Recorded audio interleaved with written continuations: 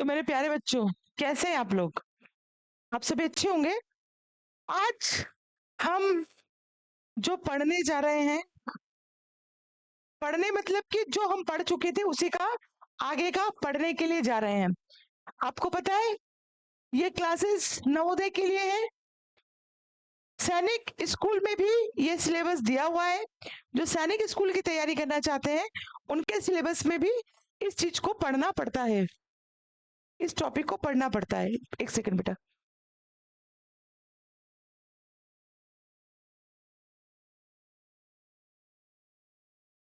एक सेकंड बेटा, ना गर्मी लग रही है आज थोड़ी। चलिए, तो अपन जो सैनिक स्कूल वाले हैं वो भी इसका आनंद ले सकते हैं, क्योंकि यह जो कोर्स है उनके भी सिलेबस में दिया हुआ है। तो आइए हम इसे कंटिन्यू करते हैं।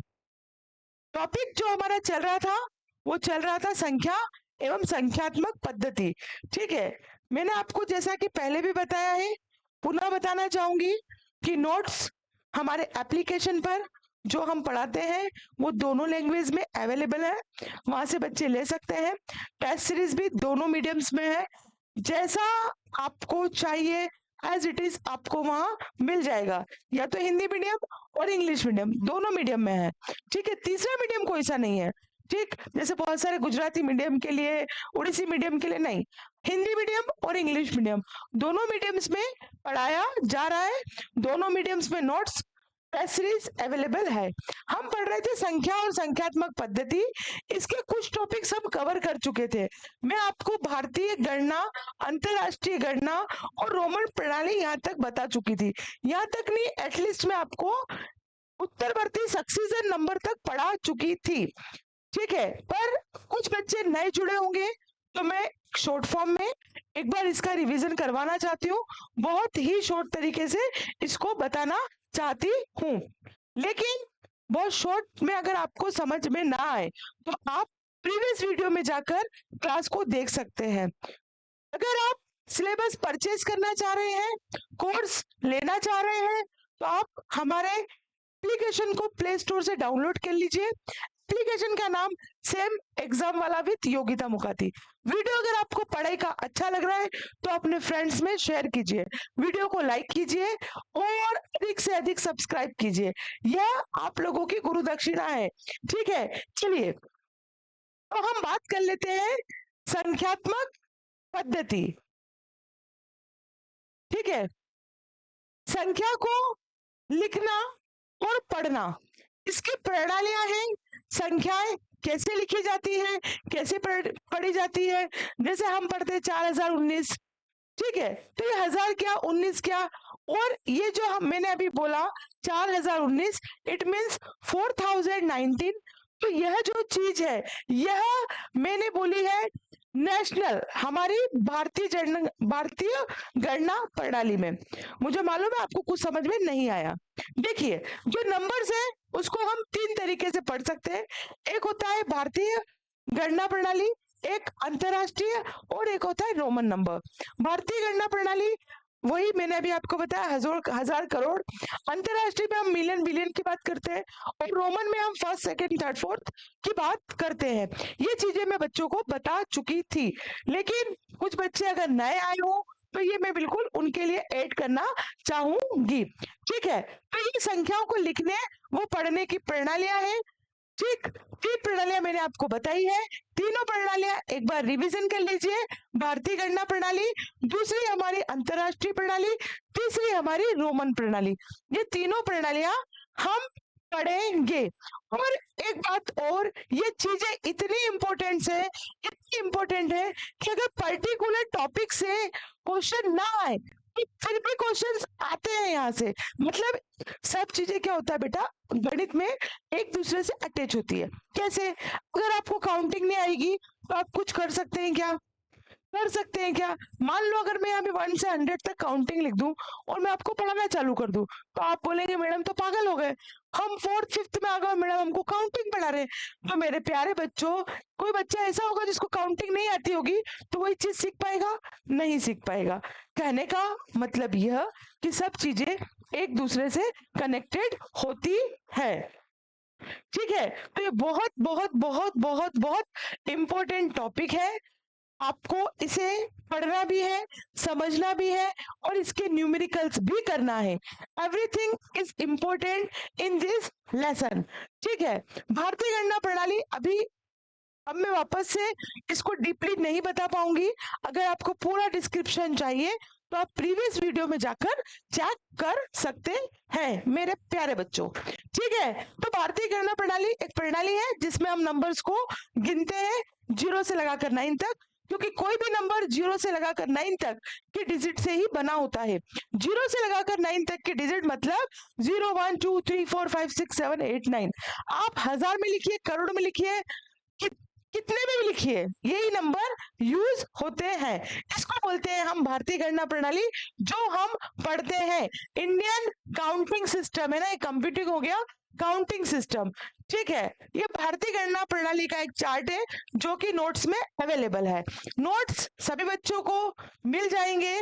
अभी डेमो क्लासेस चल रही है, जैसा कि मैंने आपको पहले भी बताया था, अभी मैं पुनः बता रही हूँ कि अभी डेमो क्लासेस है। यूट्यूब पर जो क्लासेस चल रही है ये डेमो क्लासेस है। अगर आप चाह रहे हैं तन मन धन से सिलेक्शन 2026-27 चाह रहे हैं अपने पक्ष में कि ये जो एग्जाम होगी अभी दिसंबर में, तो वो हमारे पक्ष में रिजल्ट आए। हालांकि नोटिफिकेशन नहीं आया है, मैं एक अनुमानित बता रही हूँ। जैसे अभी भी 12 दिसंबर के दिन पेपर था, 13 दिसंबर के दिन, सॉरी 13 दिसंबर के दिन पेपर था, तो उसके बिहाव पर बता रही हूँ। जनरली नवोदय समिति दिसंबर जनवरी में पेपर ले लेती है, ये ऐसा देखने को आया है। ठीक है, तो आपके पास देखा जाए तो भले आपको लगता है समय बहुत है, लेकिन एक शिक्षक होने के नाते मैं आपको बता रही हूँ कोई समय विशेष नहीं है आपके पास। फरवरी गया, मार्च, अप्रैल, मई, जून, जुलाई, अगस्त, सितंबर, अक्टूबर, 8 से 9 महीने हैं। और इतना टाइम तो हमको चाहिए भी सही, इतना टाइम तो हमको चाहिए भी सही। तुम ये मत सोचो कि अभी हम 4th में हैं, अरे भाई 4th हो गई, 4th में कोई फेल नहीं करेगा आप लोगों को, 4th हो गई। थोड़ा सा समय निकालो और थोड़ा समय नवोदय को दो, अगर सिलेक्शन चाह रहे हो तो। अगर कोई बच्चा सोच के बैठा है अरे जून से पढ़ेंगे, तो बोंदे के साथ जून से रिपीट कर लेना एक बार और, अभी तो पढ़ लो, है ना। सुनते नहीं हो आप, पेरेंट्स की भी नहीं सुनते हो, गुरुओं की भी नहीं सुनते हो। अपनी डेढ़ कल नहीं लगानी है, जितना गुरु बोल रहे हैं उतना सुनो, जितना पेरेंट्स बोल रहे हैं उतना समझो, क्योंकि ये दोनों लोग आपका कतई भी बुरा नहीं चाहते हैं। ठीक है, और जो बोंदू प्रसाद बोला ये मेरा फेवरेट डायलॉग है, मैं प्यार से बच्चों को बोलती हूँ। ठीक है, चलिए ये हो गया होगा, समझ में आ गया होगा, है ना। ये आपका इंडियन प्लेस वैल्यू चार्ट है, हम वही पढ़ते हैं, 1 10 100 1000 10,000 लाख 10 लाख करोड़ 10 करोड़। ठीक है, ये सभी बच्चों को आता होगा, नहीं आता तो बोलो 1 10 100 1000 10,000 लाख 10 लाख करोड़ 10 करोड़, है ना। ऐसे ही पढ़ते हो ना आप किसी संख्या को। तो ये जो हम पढ़ रहे हैं ना बेटा, हमारे स्कूलों में जो हमको सिखा रहे हैं ना, और जो हम लिख रहे हैं एग्जाम में, कॉपी में, नोट्स में, ये हमारा इंडियन सिस्टम है। हालांकि इंटरनेशनल सिस्टम भी सिखाया जाता है, क्वेश्चन भी होते हैं बुक में कि अंतरराष्ट्रीय पद्धति से इसको सॉल्व कीजिए, इंटरनेशनल पैटर्न से या इंटरनेशनल सिस्टम से निम्नलिखित अंकों को शब्दों में लिखिए, बिल्कुल आते हैं, है ना, सिखाते हैं। लेकिन हम नॉर्मली यूज जो करते हैं वो हमारे भारतीय गणना प्रणाली ही करते हैं। देखिए, नवोदय एक इतनी अच्छी व्यवस्था है सरकार की कि मैं क्या ही बताऊं, मुझे तो बहुत प्रिय है। कारण क्या है प्रिय होने का? कारण यह है प्रिय होने का, स्कूल फैसिलिटी बहुत अच्छी, हॉस्टल फैसिलिटी बहुत अच्छी, एजुकेशन में कोई डाउट नहीं, सारे टीचर्स बहुत मशक्कत के बाद सिलेक्ट होकर वहां पर जाते हैं। और जो इतनी मशक्कत के बाद कोई जा रहा है, तो कोयला होता है ना, कोयला रगड़ रगड़ के हीरा बनता है ना, वैसे वहां पे बिल्कुल हीरा टीचर्स है। इसमें बाहर भी है, लेकिन वहां कोई डाउट नहीं है मुझे, मैं मेरे थॉट रख रही हूँ, आपकी आप जाने, मैं मेरे विचार बता रही हूँ कि बहुत अच्छा सिस्टम है।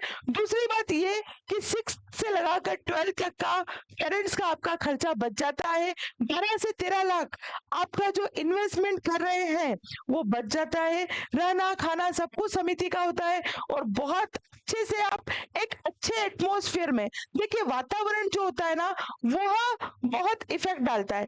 कैसे इंटरफेस में आप रह रहे हैं, कैसी आपका फ्रेंड सर्कल है, तो वो चीजें बहुत इफेक्ट करती है। क्योंकि नवोदय समिति के अंदर, नवोदय स्कूल्स के अंदर बच्चे सभी सिलेक्टेड होते हैं, सभी मेहनती होते हैं, सभी होनहार होते हैं, तो इसमें कोई डाउट नहीं है कि वहां आपको एटमॉस्फेयर अच्छा नहीं मिलेगा। जैसी संगत होती है वैसे ही रंग हम पे चढ़ता है। ठीक है, तो मैं ये कहना चाह रही हूँ बहुत औसम है। अगर आप थोड़ी सी मेहनत कर लेंगे तो आप माता पिता को भी अपनी एजुकेशन से 12th तक कम से कम एटलीस्ट फ्री कर सकते हैं, क्योंकि उनको भी तुम सिर में दर्द देते रहोगे। 5th के बाद स्कूल समझ नहीं आ रहा तो फिर चेंज करना, 10th के बाद स्कूल में सब्जेक्ट नहीं है तो फिर चेंज करना, वो स्कूल में रिजल्ट अच्छा नहीं है तो चेंज करना। तो मम्मी पापा भी परेशान होते हैं, मुझे मालूम है, मैं काफी समय से एजुकेशन इंडस्ट्रीज में हूँ, तो मुझे मालूम है ये प्रॉब्लम पेरेंट्स फेस करते हैं। तो कृपया करके बच्चों, बहुत अच्छा है, कोई फॉर्म भरने में आपका ज्यादा पैसा नहीं लगता, थोड़ा सा इन्वेस्टमेंट है किताब कॉपी का, तो कर लो।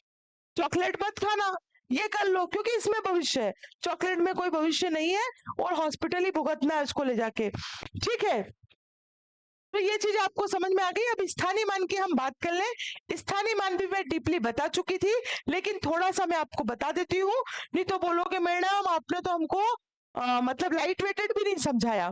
ठीक है, मान लीजिए ये संख्या लिखिए 45692, इसमें अगर हमको 5 का स्थानीय मान पता करना है, प्लेस वैल्यू अगर निकालनी है, तो इसका मतलब सीधा सा ये है कि जो पूरा नंबर दिया हुआ है इसमें 5 कौन से नंबर पर है, इसमें ये जो 5 है ये कौन से नंबर पर है, ये हमको बताना होता है। ये जो 5 है हम अगर काउंट करें तो इकाई, दहाई, सैकड़ा, हजार, 5 किसके स्थान पे है, हजार के स्थान पे, 5 किसके स्थान पे है, हजार के स्थान पे, 5 किसके स्थान पे है, हजार, और इंग्लिश में बात कर ले तो 1000 के प्लेस पर है।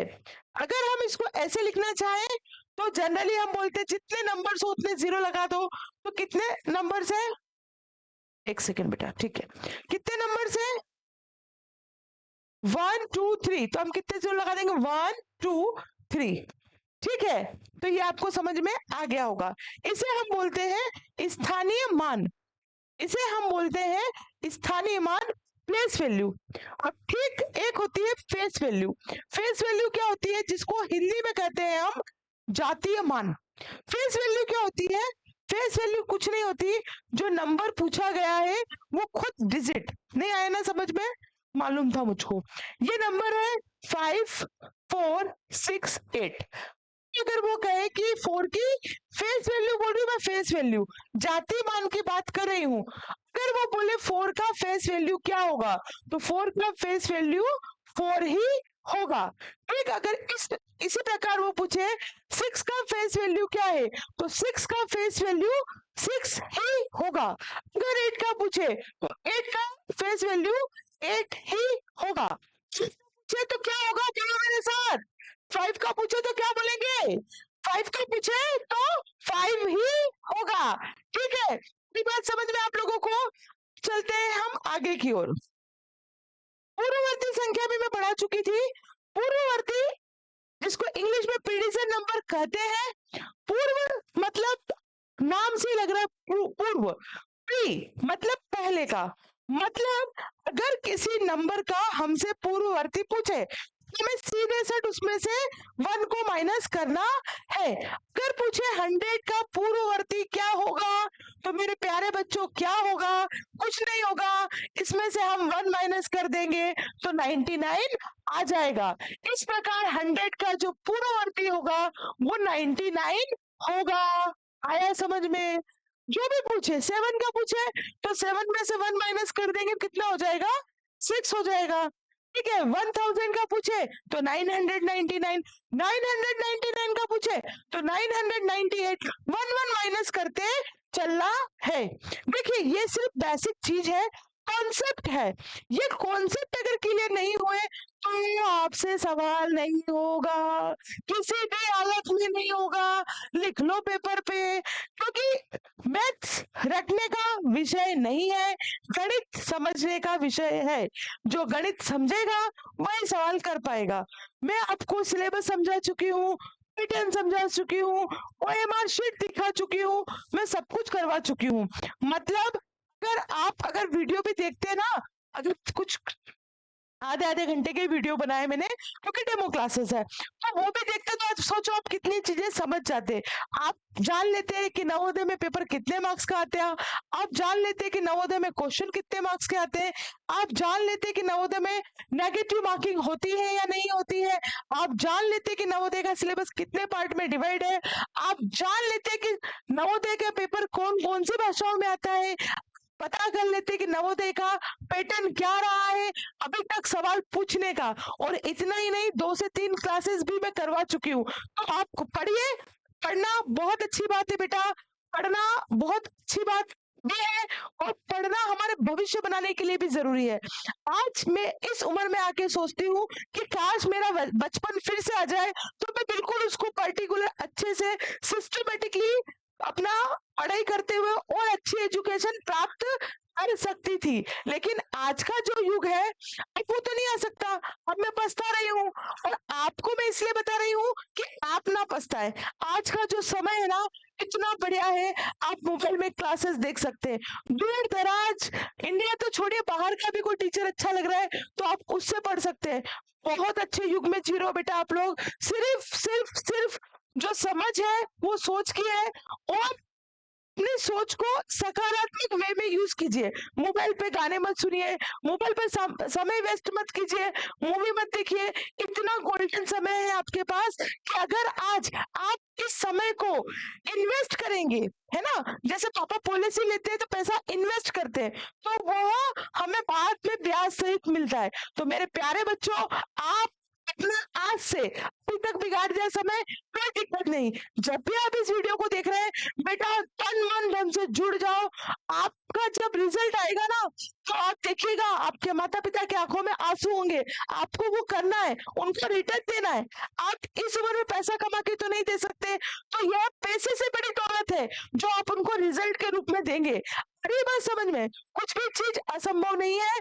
जो इंसान सोच सकता है, आप आज एक पेपर लीजिए, आप एक पेन लीजिए और उस पे लिखिए कि 2026-27 में जो नवोदय की एग्जाम होगी उसमें मैं सिलेक्ट होगा या होंगी। ठीक है, ऐसा लिखिए और चिपकाइए, और डेली देखिए। सिर्फ चिपकाना नहीं है, उसके लिए कार्य करना है। आप, मैंने सिलेबस बताया है, डेली सिलेबस को पढ़िए। हमारे एप्लीकेशन पर पूरा कोर्स आपको बहुत बहुत बहुत नॉमिनेट शुल्क में पढ़ाया जा रहा है। वहां अगर आप नहीं परचेज कर सकते तो आपको यूट्यूब पर भी क्लासेस दी जा रही है। तो थोड़ा मेहनत करो बेटा, मेहनत करने से ही सब होगा, नहीं तो कुछ नहीं होगा। चलिए चलिए चलिए चलिए, बोलिए बोलिए बोलिए बोलिए, हो गया, समझ में आ गया? अब ये हो गई एक उत्तरवर्ती संख्या, मतलब सक्सीजन नंबर। सक्सीजन नंबर में कुछ नहीं करना है, ये पूर्ववर्ती की उल्टी होती है। पूर्ववर्ती में प्रीडिसेंट नंबर में हमने एक माइनस किया, हमें यहाँ पर एक जोड़ना है। जैसे कोई पूछे 9 का सक्सीजन नंबर या उत्तरवर्ती संख्या क्या होगी, तो 9 की जो उत्तरवर्ती संख्या होगी वो 10 होगी, क्योंकि हम इसमें क्या कर रहे हैं, 1 प्लस कर रहे हैं। अगर इसके साथ वो पूछे 1000 की उत्तरवर्ती संख्या क्या होगी, तो 1000 की उत्तरवर्ती संख्या 1001 होगी, एक प्लस करना है। ये बात आपको समझ में आ गई होगी। मैंने यहाँ पर चार्ट बताया था, चार्ट जो था इसमें मैंने कंपेयर किया था, तुलना की थी। तुलना में यहाँ पर इंडियन प्लेस वैल्यू था और नीचे इंटरनेशनल प्लेस वैल्यू था। पर इंडियन प्लेस वैल्यू और नीचे इंटरनेशनल प्लेस वैल्यू, हम अगर बात करें तो ज्यादा डिफरेंस देखने को नहीं मिलता। पहले मैं इंडियन पढ़ती हूँ, 1 10 100 1000 10,000 लाख 10 लाख करोड़ 10 करोड़। ओके, मैं इंटरनेशनल वैल्यू को पढ़ती हूँ, इंटरनेशनल प्लेस चार्ट को पढ़ती हूँ, 1 10 100 1000 10,000। फिर इधर से जो है मामला गड़बड़ा जाता है, यहाँ पे 100 टन आता है, 3 मिलियन 10 मिलियन और 100 मिलियन। ठीक है, तरीके से ये दोनों चार्ट्स होते हैं। ये चार्ट आपको आना चाहिए, ये चार्ट आपको आएंगे तभी, ये तो आते ही होगा आपको। इंटरनेशनल को भी आप पढ़िएगा, हो जाएगा, कोई दिक्कत नहीं। नंबर्स लिखिएगा, कोई सा भी नंबर, जैसे यहाँ पे नंबर लिखा हुआ है 2 3 1 9 6 1 7, यहाँ पर किस पे 7 1 10 100 1000 10,000 लाख 10 लाख, ठीक इसी प्रकार इस यहाँ पर कैसे जुड़ा हुआ है इसको हमें देखना है और प्रैक्टिस करना है। प्रैक्टिस मेक परफेक्ट, प्रैक्टिस करेंगे तो परफेक्ट हो जाएंगे। सिर्फ मुझे सुनने भर से कुछ नहीं होगा, कुछ भी नहीं होगा, प्रैक्टिस आपको करनी होगी। चलिए आगे चलते हैं।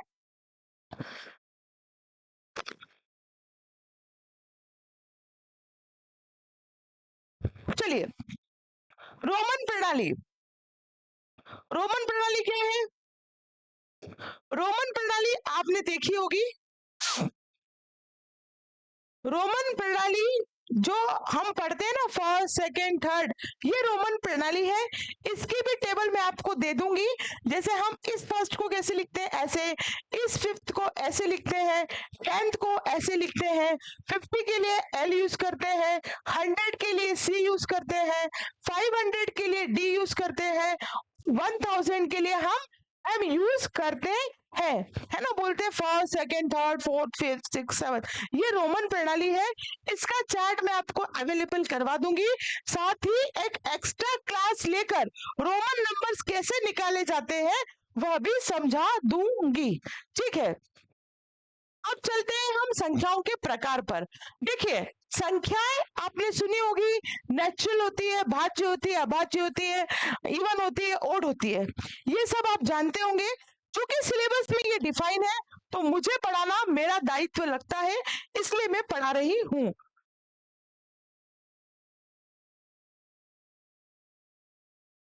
प्राकृतिक संख्याएं, नेचुरल नंबर। नेचुरल नंबर क्या होते हैं? नेचुरल नंबर क्या होते हैं? तो नेचुरल नंबर वो होते हैं मैडम, क्या होते हैं? वह होते हैं जो वस्तुओं को गिनने में यूज में आते हैं। अब आप मुझे बताइए कि 0 एक नेचुरल नंबर होगा? होगा तो क्यों, और नहीं होगा तो क्यों नहीं? देखिए नेचुरल नंबर जो 0 है वो नहीं होगा, इसका कारण ये है कि हम किसी भी चीज को गिनने के लिए कभी भी 0 का यूज नहीं करते। मान लीजिए एक मतलब बर्तन है या टोपली वगैरह है जिसके अंदर आपने सेब रखे, मम्मा ने बोला कि इसको काउंट करो, तो आप कैसे काउंट करेंगे? 1 2 3 4 ऐसे करेंगे ना, या इस तरीके से करेंगे 0 1 2, ऐसे नहीं करेंगे ना, 1 से काउंटिंग स्टार्ट करेंगे। तो 0 जो होता है वो नेचुरल नंबर नहीं होता है। वे धनात्मक पूर्णांक जिनका उपयोग वस्तुओं को गिनने के लिए किया जाता है, जो 1 से शुरू होकर अनंत तक जाती है, इन्हें गिनती की संख्याएं भी कहते हैं। और इनके समूह को मतलब 0 से लगा के पूरे नंबर्स होते हैं, इनमें शून्य, ऋणात्मक संख्याएं या भिन्न, फ्रैक्शन, डेसिमल और 0 शामिल नहीं होते हैं। They are positive integers that are used to count objects starting from 1 and going to infinity. There are also called counting number and their group is denoted by numbers है ना, commas होते हैं जो। These do not include 0, negative number and fraction, decimal. Okay, easy है, कुछ समझाने की ज्यादा जरूरत नहीं है। होल नंबर, जो होल नंबर होते हैं, संपूर्ण नंबर, पूर्ण संख्या, पूर्ण संख्या में 0 भी शामिल होता है, ये ध्यान रखना। आते क्वेश्चन कि निम्न में से कौन सा होल नंबर नहीं है, सॉरी प्राकृतिक संख्या नहीं है, ऐसे लिख के आता है। तो ये आपको पता होगा, आपके दिमाग में कॉन्सेप्ट क्लियर होगा तो आप क्वेश्चन को बना ले जाएंगे। अदरवाइज बक्कर बम्बे वो खेलेंगे, आप ऐसे करेंगे ABCD ऑप्शन में जय श्री राम, डी पे राम आया टिक कर देंगे, है ना। तो आप ध्यान से पढ़िए, कुछ भी कठिन नहीं है। मुझे लगता है अभी तक जिस जिस बच्चों ने क्लासेस देखी है उनको समझ में आई होगी, अगर उन्हें ठीक से देखी है तो। चलिए, पूर्ण संख्या होल नंबर, 0 शून्य सहित सभी प्राकृतिक संख्याओं को पूर्ण संख्या कहलाती है, अभी मैंने आपको बताया। उसके बाद आती है भाज्य संख्याएं, कंपोजिट नंबर। कंपोजिट नंबर बहुत इंपॉर्टेंट नंबर है, बहुत ही ज्यादा इंपॉर्टेंट नंबर है। एक ये हुआ, एक प्राकृतिक संख्या हुई, यहां से क्वेश्चन आते ही हैं। एक से बड़ी वे प्राकृतिक संख्याएं जो स्वयं तथा एक के अतिरिक्त कम से कम एक अन्य संख्या से विभाजित हो सकते हैं भाज्य संख्याएं कहलाती है। कुल मिलाकर कहने का मतलब ये, एक जो नंबर है मतलब एक का पहाड़ा अगर हम बोले तो वो तो सभी संख्या को डिवाइड कर देता है, उसको हटा दो। अब कोई नंबर ऐसा लो जैसे हमने 3 लिया, सुनना ध्यान से, 3 लिया, 3 लिया, 3 जो है ना एक से तो होती है 3 डिवाइड, लेकिन ये खुद के पहाड़े के अलावा किसी से डिवाइड नहीं होगी। ठीक है, तो ये भाज्य संख्या नहीं होगी। भाज्य संख्या वो होगी जैसे मैं बताती हूँ, ये 4 है, ये 1 से डिवाइड होगी, 1 से तो ये भी डिवाइड हो रहा है, लेकिन 1 से देखो ये 1 से हो रहा है और इसके खुद के पहाड़े से हो रहा है, ये 1 से हो रहा है, खुद के पहाड़े से भी होगा, लेकिन इसके अलावा 2 से भी पूरा पूरा विभाजित होगा। 2 से पूरा पूरा विभाजित होने का मतलब क्या?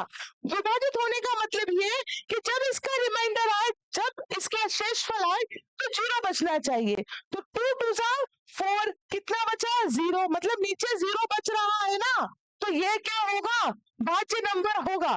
तो इसका मतलब देखो ये 4 है, 1 से होगा, 4 से होगा, लेकिन इसके अलावा 2 से भी होगा, 6 है, 1 से होगा, 6 से होगा, लेकिन 3 से भी होगा।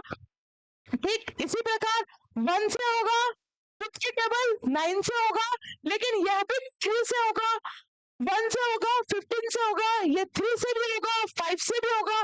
मतलब समझ में आपको आ गया होगा। अगर नहीं आया तो अभी आप इसका अपोजिट पढ़ेंगे ना, तब समझ में आ जाएगा। यही इंग्लिश में भी लिखा है, these are natural number rather than one which can be divided by least one other number in addition to itself and 1. These are called divisible number such as 4, 6, 9, 15 etc. मतलब कि एक से तो सब में जाएगा, उसके टेबल से भी जाए, लेकिन उसके अलावा किसी और से भी जाए तो वो भाज्य संख्याएं होंगी।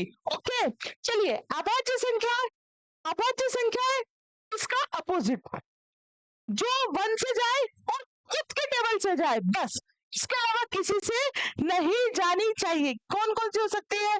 3 हो सकती है, 11 हो सकती है। तो ये देखो इतने सारे नंबर मैंने यहाँ पर लिखे हैं। आइए पढ़ते हैं।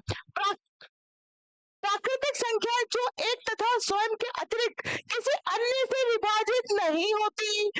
Prime number, natural number which are not divisible by any other number other than 1 and themselves are called primes. जैसे 2, 3, 5, 7, 11, 13, 17 etc. देखो 2 एक से होगा और खुद से होगा, इसके अलावा किसी से नहीं होगा। इस प्रकार जो 3 है ये 1 से होगा, खुद के टेबल से होगा। 5 1 से होगा, खुद के टेबल से होगा, इसके अलावा किसी से नहीं होगा। 7 भी 1 से होगा और स्वयं की टेबल से होगा। ठीक इधर, ठीक इधर, ठीक इधर, ये 1 से और जो नंबर्स लिखे हैं खुद उससे, इसके अलावा किसी से नहीं होंगे। तो ये नंबर्स हमारे कहलाते हैं अभाज्य कंपोजिट नंबर।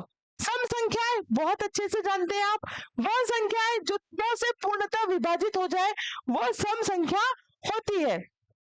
या फिर हम यूं कहें कि उसके वंश के प्लेस पर इकाई के स्थान पर कर 0, 2, 4, 6, 8 आता है। क्या आता है बेटा? 0, 2, 4, 6, 8 आता है। तो वह संख्या कौन सी होगी? हमारी सम संख्याएं, इवन नंबर्स।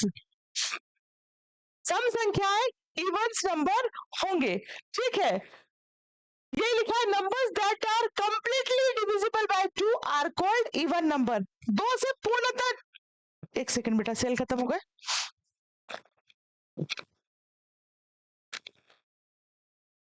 चलिए आ रही है आवाज?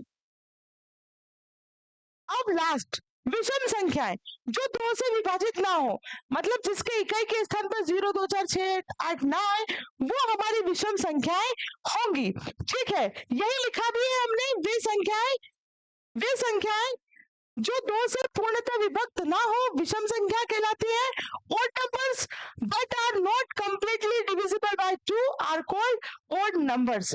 मैं आशा करती हूँ आपको ये क्लास अच्छी लगी होगी। अच्छी लगी है तो प्लीज लाइक कर दे, वीडियो को शेयर कर दे, इतना जितना भी सर्कल है। अगर आप लोग शेयर करेंगे, लाइक करेंगे तो मुझे मोटिवेशन मिलेगा, मैं इससे भी अच्छे वीडियोस, इससे भी अच्छे लेक्चर्स आपको दूंगी स्टडी मटेरियल सहित। ठीक है, तो नेक्स्ट लेक्चर में बहुत जल्द मिलेंगे, तब तक के लिए जय हिंद जय Bharat, thank you very much.